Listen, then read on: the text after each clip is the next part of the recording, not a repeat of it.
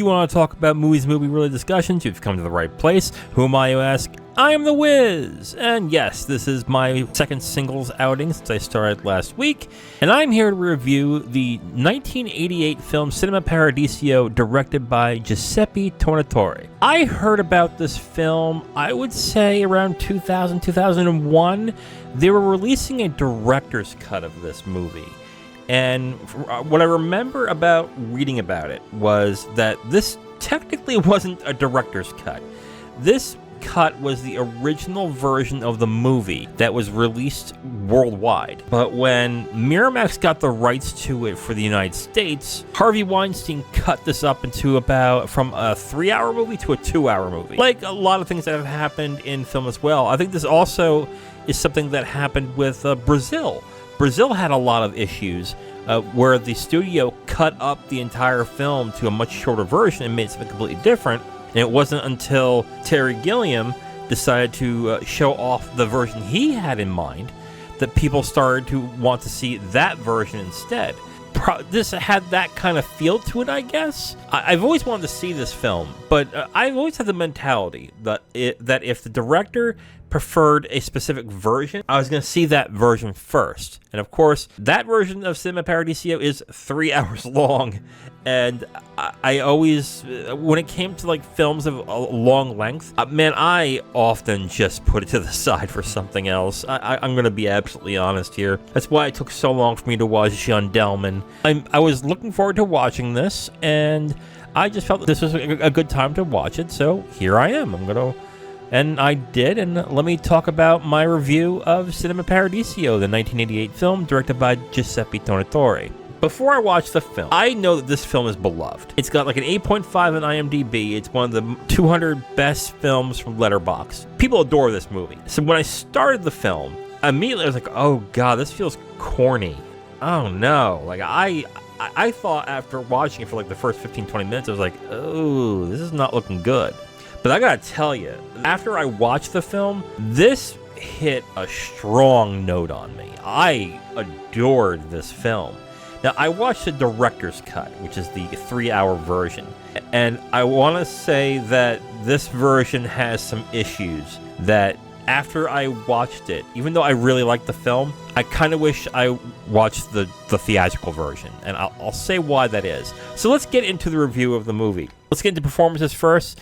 I think the two best performances of the film are Felipe Noyet and Salvatore Cascoglio, who are the characters that play Alfredo and the very young Toto in the version, or Salvatore is his name, but he's called Toto throughout those scenes.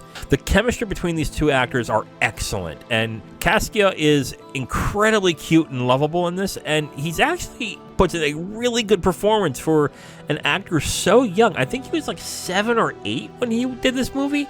I'm not entirely sure, but he is adorable, and he's also really good in the role as well.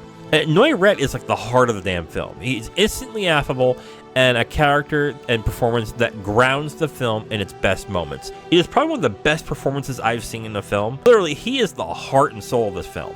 Performance is excellent, and I really enjoyed watching him play as Alfredo in this version. It was so good. I could not believe how much I loved that character and loved his performance. Let's get into writing. Again, I watched the director's cut, and I gotta be honest, the film felt way too long. The beginning started off kind of slow, like I mentioned, felt kind of corny, and it felt like I wasn't gonna be able to enjoy this throughout the film.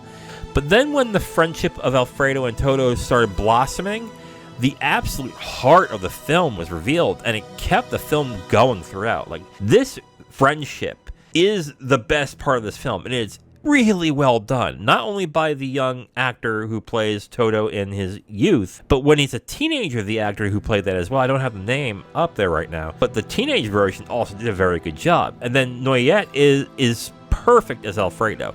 He plays that character incredibly well. I mean, from that point until the end of the second act, it was heartfelt, funny, emotionally resonant, and a powerful film. I gotta tell you, I have a rule when it comes to rating something 5 stars. First time I watch a film, I do not rate it 5 stars. And I very rarely do it 4.5. But this was going to be the one movie I felt like I was saying to myself, oh my God, I'm probably going to have to break that rule. because this film is outstanding. I could not get enough of it, and I was really looking forward to seeing more how the third act turned out. But then the third act essentially, I think, ruined that chance of it being a 5-star film. Salvatore as an adult came off more odd than anything else, and the continuation of the plot with Elena seemed kind of forced, causing the film to drag in its final hours. And I'll get more into that in spoilers. Let's get into the direction. Direction was good, but for a film that is about the love of film, I find it kind of odd that they didn't do something different, or maybe did something that reminded you more of certain films. When it comes to like the feel of the film, there is some like slapstickiness, and there's some scenes where it kind of reminds me of older Italian films, but I was expecting a little more of an artistic licensing in this movie, and it just didn't really hit that note for me. I was expecting it to be more romantic feeling. It just kind of felt plain. It's not bad, but it's not what I was really expecting when it came to something that is about the pure love of film.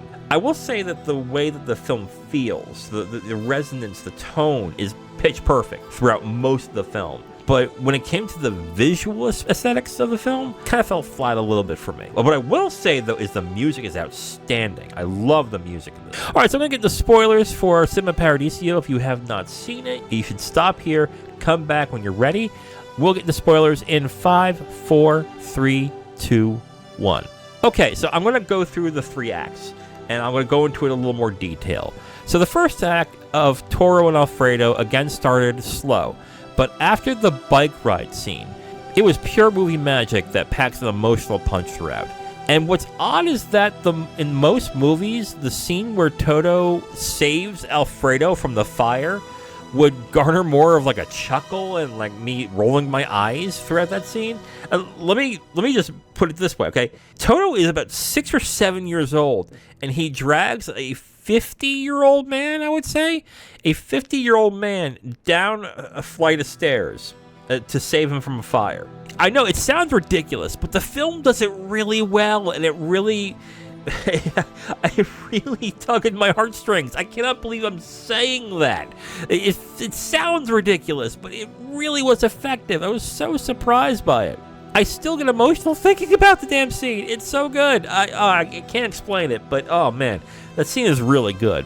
The second act, with the reveal of Alfredo's blindness and the romance between Toto and Elena, was especially well done. Alfredo was the emotional center of this act, while a good, if not standard, Romeo and Juliet love story played out throughout this part of the film. Now, the third act, while incredibly flawed, had the biggest gut punch of the film for me, and that's Alfredo's funeral. I gotta say, I bawled, man. I was crying. I had tears in my eyes, and I was an emotional wreck during this scene.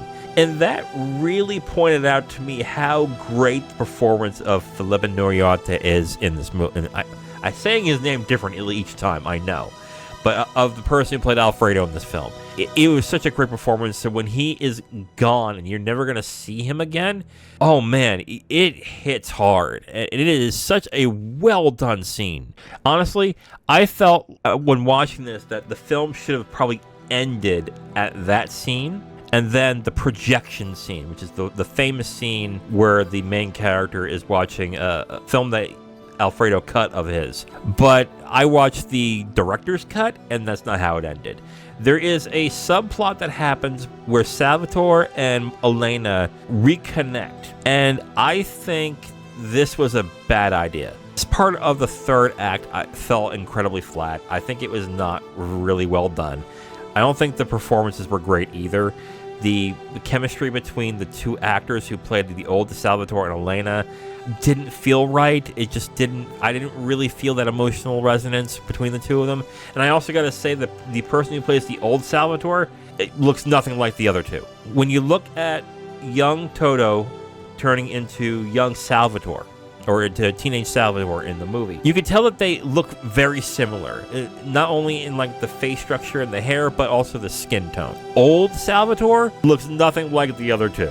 Like, nothing at all. That was weird on that end. And then the chemistry between the adult Elena and Salvatore just was not there, which made the scene of them reconnecting not feel so genuine. Like, it really slowed the film down. Yeah, I think this plot line should have been left out entirely. And next time I watch the film again, which I will definitely be watching this film again, I will more than likely watch the original theatrical cut, because something tells me I think I'm going to absolutely love that cut. Okay, so let me get to my final thoughts. Cinema Paradiso is a beautiful film that is both steeped in nostalgia and truism. The film has a clear love of cinema, and it's shown throughout, with its numerous slapstick sides and its expressionistic performances from all the ancillary staff in the film, giving it an old Hollywood feel on top of a classic Italian film feel. It feels like it's made from filmic pixie dust, and it's something I'd love to get high on. It is, I cannot get over this film makes me feel watching this. It was, it felt so good. That said, because I watched the director's cut, I saw the added stuff on the third act, and it brings the film way down. Also, I hate to say it, but the emotional heft of the film dissipated when Noriette was no longer in the film. Like, his Alfredo performance, I think, is the best thing about this film. It's outstanding. And yeah, I'm in utter love with Cinema Paradiso. I walked in thinking I would likely enjoy it, but possibly find parts of it corny and contrived. But I ended up being charmed by its spell and feeling emotional throughout the entire film. It's a cinematic triumph and one of the few films that deserves the praise that it has gotten for all these years. I am actually stunned how much I love this movie. Since I watched the director's cut of the film, I'm going to give it 4 stars out of 5, but I will bet when I watch this again in its original version, I could see this rating going up, possibly to a 5. I cannot express how good the movie is. And if I would suggest to you to see this movie, see the original US cut. Do not watch the director's cut. I kind of regret doing that now, and I think I saw the lesser film in this. But even though I saw the lesser version, I still think it's outstanding. And it's something that I think must be seen if you are a film buff and you love cinema. Honestly, even if you're not, I think you would really enjoy this. But this was a beautiful film, and I got emotional throughout. I love this film. 4 out of 5 stars for Cinema Paradiso, and this is the director's cut version. I want to point that out. Okay, so I probably should have done this before I started recording, but I had to pause the recording because I didn't realize I didn't choose a film I was going to watch next week. But I have taken care of that, so I probably shouldn't have said this.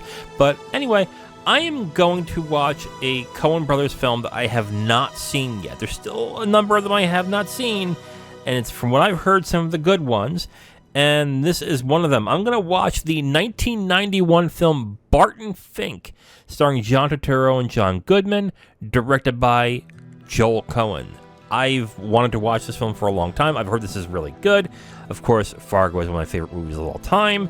One of my second favorite films is Inside Llewyn Davis, which came out about 10 years ago. Wow, time has flown. But I've wanted to watch this. I have it in my collection, and I have not seen it yet. So I am looking forward to checking this out. So if you want to watch Barton Fink, right now you can rent it for $4 on Amazon Prime Video and on YouTube. Saturday, I'm going to be reviewing Romancing the Stone with Kim Shackman. And then Tuesday, something I'm really excited for. Tuesday, me and Zero are going to review Hard Boiled, starring Chow Yun-fat, directed by John Woo. And then Thursday of next week, I'm going to be reviewing Barton Fink, directed by the Coen Brothers. Well, until then, I am The Wiz, and I will talk to you next time. Bye.